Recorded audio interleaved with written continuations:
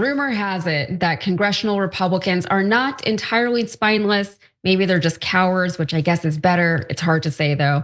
Republicans are currently in control of both houses in Congress, but just barely. So, in order for Republicans to push any kind of Trump endorsed agenda, they have to function for the most part as a single entity. Any deviation from the pack will apparently be met with death threats from Republican constituents. Cenk, before we get too deep into this story, what are your initial thoughts here? I have to be honest, I was shocked by the details. I know that the politicians are sniveling cowards, but the depth of it was unbelievable. Well, you're gonna see it for yourself. Yaz got the quotes, then we'll come back and comment on it. Yeah, okay. So, according to an article from Vanity Fair, Senate and House Republicans know Trump will orchestrate the running of a primary challenger backed by Elon Musk's unlimited resources if a member defies him. But this is not the whole story of Republican subservience to the president. In private, Republicans talk about their fears that Trump might incite his MAGA followers to commit political violence against them if they don't rubber stamp his actions. So how does this manifest in our actual government? For one, North Carolina Senator Thom Tillis was considering voting against Pete Hegseth's nomination for Secretary of Defense. However, according to one source, Tillis was informed by the FBI of credible death threats against him. So ultimately, he cast the 50th vote to confirm Hegseth. McKay Coppins, biographer to Mitt Romney, said that fears of violence prevented Republicans from speaking or acting out against Trump regarding the events of January 6th. He wrote in his book, one Republican congressman confided to Romney that he wanted to vote for Trump's second impeachment, but chose not to out of fear for his family's safety. When one senator, a member of leadership, said he was leaning toward voting to convict, the others urged him to reconsider. You can't do that, Romney recalled someone saying. Think of your personal safety, said another. Think of your children. The senator eventually decided that they were right. Liz Cheney, the former Republican representative who lost her seat in Congress for speaking out against Trump, told CNN that House GOP members told her that they were afraid for their own safety and lives. And Representative Jason Crow of Colorado told NBC News following January 6th, I had a lot of conversations with my Republican colleagues last night, and a couple of them broke down in tears, saying that they are afraid for their lives if they vote for this impeachment. Former Representative Peter Meyer told a writer for The Atlantic about a colleague of his who nearly suffered a nervous breakdown over fears of violence if he voted to certify the 2020 election results. Meyer said, remember, this wasn't a hypothetical. You were casting that vote after seeing with your own two eyes what some of these people are capable of. If they're willing to come after you inside the US Capitol, what will they do when you're at home with your kids? And to make matters worse, once Trump was back in office, one of the first things he did was pardon the January 6th rioters, releasing individuals who demonstrably were capable and eager to engage in political violence from prison. Stuart Stevens, former Republican strategist for Mitt Romney's 2012 presidential campaign and senior advisor to the Lincoln Project, put it this way. He said, a guy sends a mob into your workplace to kill you, and you're okay with that? He added, I talked to Lincoln Project donors, he said. These are powerful and wealthy people, and I can tell you a percentage of them are talking about leaving the country. While all of this may be understandable, Bill Kristol, co-founder of The Bulwark, says that these alleged threats of violence are no excuse for Republican leaders to not do their jobs. Having been on the receiving end of right-wing online aggression, Kristol said, I never read the comments or notifications. Senators can probably get quite a bit of protection if they need it, so I'm a little less sympathetic. Cenk, I'm curious your thoughts on this because you're a very public figure and you're very active on social media. I know you're very familiar with unsavory or even unsafe messages online, because don't take this the wrong way. A lot of people love you, but a lot of people also don't love you. But you continue to do what you do and you're not even in Congress. So is it expecting too much from these Congress people to just do their jobs and stand up to these threats? Breaking news, turns out some people don't like me. Yes, and some of those people sometimes are on the right. And so look, have I had right wingers and now left wingers and middle wingers all yell at me, threaten me, bully me? cancel me, say every terrible thing in the world to me, including, most importantly, threats, mainly from the right back in the day, okay? So yes, I have. These guys are United States senators. They have massive security. The fact that they're this scared, I was shocked by it. I couldn't believe it. Like I had heard like, oh, they're a little scared, they got accosted at an airport. I've been accosted at an airport dozens of times. That's it, that's all it took? It just took somebody sending in a threat? You're like, oh no, I'm so scared. Here, Donald, take everything, take the country. What a bunch of pathetic cowards. Pathetic, pathetic. Okay, so I'm gonna come back to the January 6th pardons because that's something really important here that fits into the story. But first, I want to read you a part of the Vanity Fair story, because this part is the part where I realized, oh my God, this is not like conjecture. These guys, I mean, they really believe that their lives are on the line here. So, okay, so Tillis, the senator from North Carolina, I'm quoting Vanity Fair here. Tillis has said that if people want to understand Trump, they should read the 2006 book, Snakes in Suits, When Psychopaths Go to Work.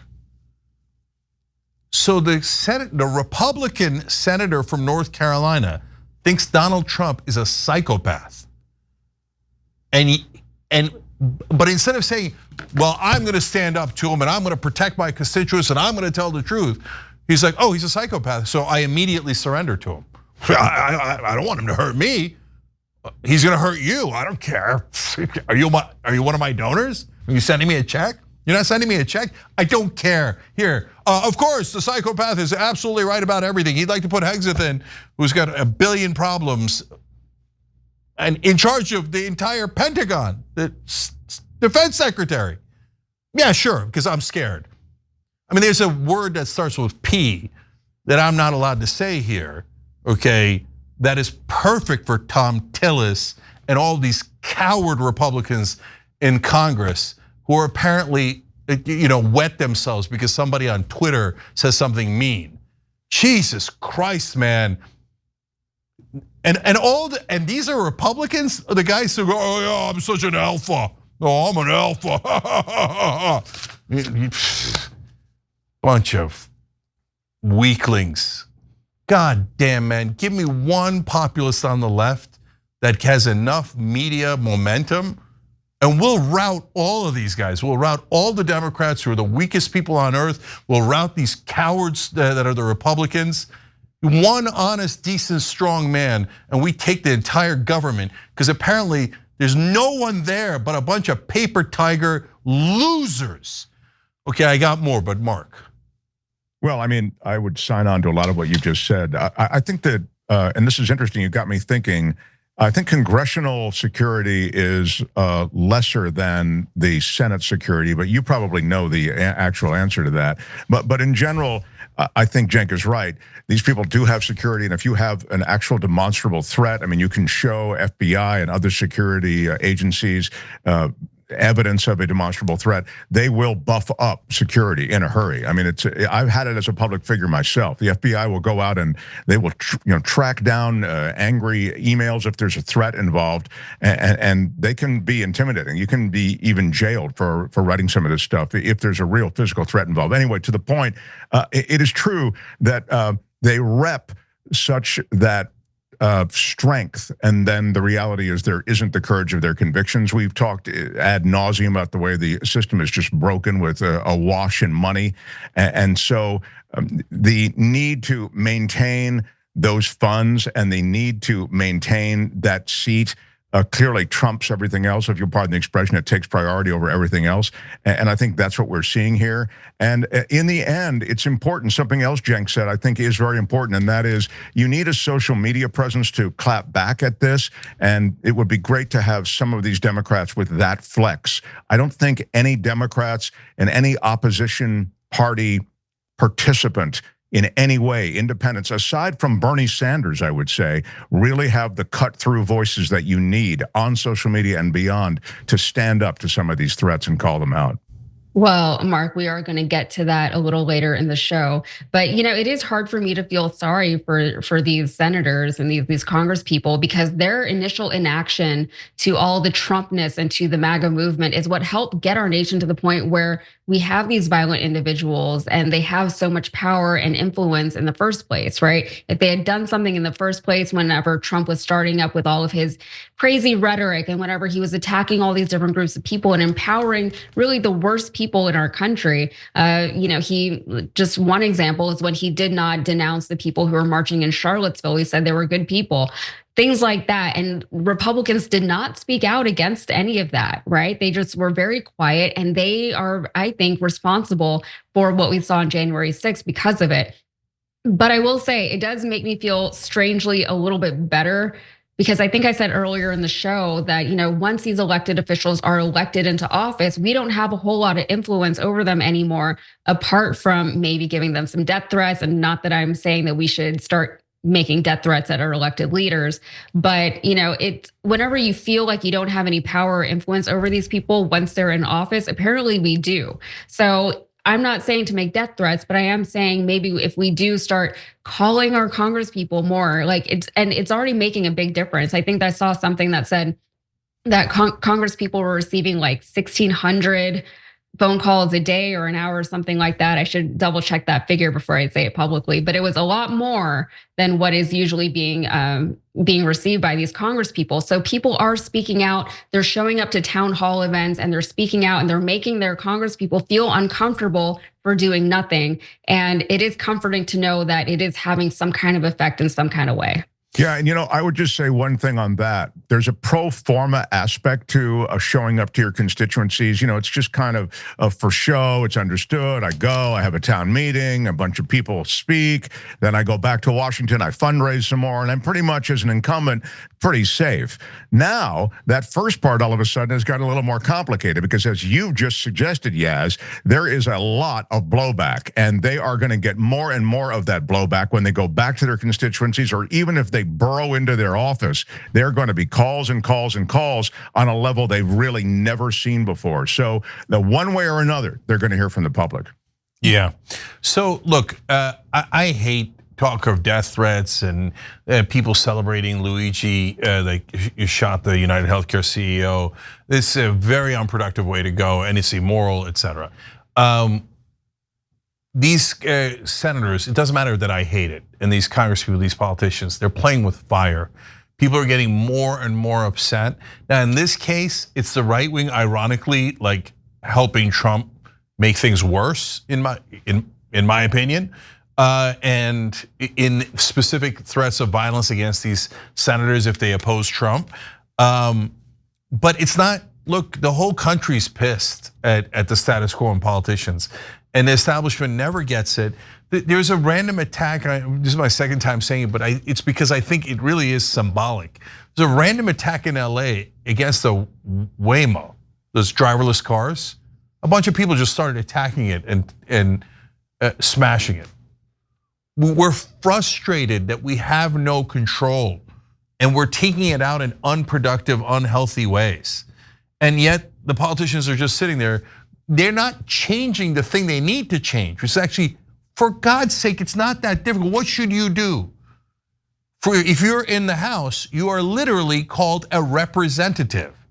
Put a couple of thoughts behind it. You're supposed to represent your voters.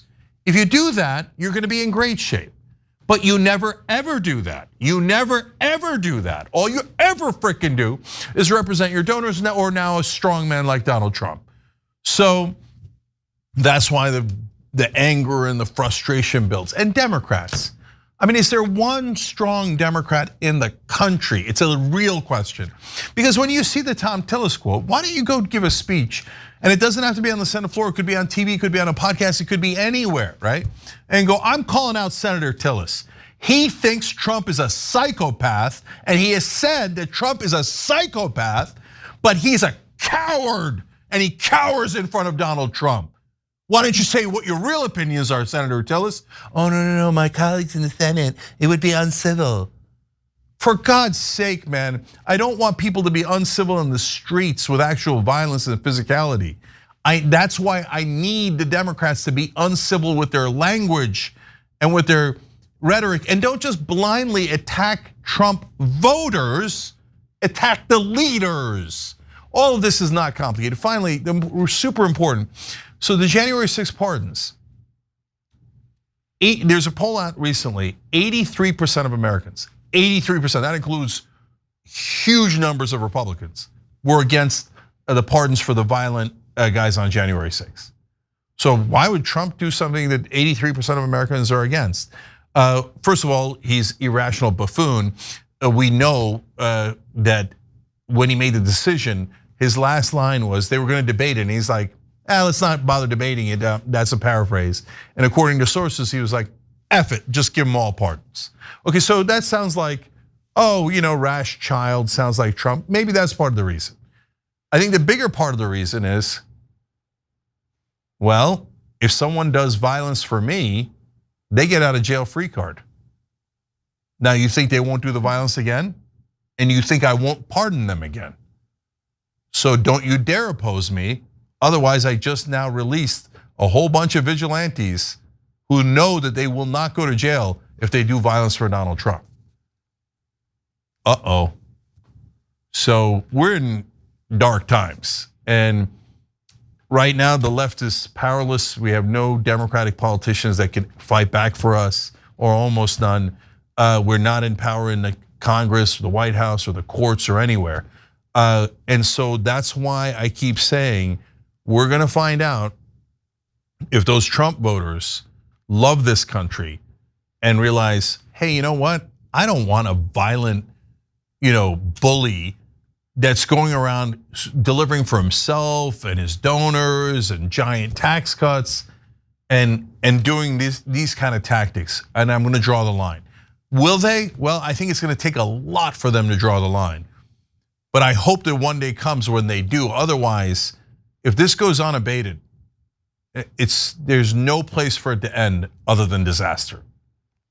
Yeah, these guys are like Hitler's brown shirts. I've said it on my show, and I've heard others say it as well. It's clearly a group of people. I think Cenk draws it out so clearly that can perpetrate violence on behalf of the leader, in this case Trump, and know that they'll be pardoned, know that it's okay. So in that sense, I think you have to see the first point, Cenk, and say, hey, this threat is real. I mean, some of these public officials may really worry that if they step out of line, some member of this crew, I mean, essentially a personal militia, may take action on their own and know that they'll be pardoned.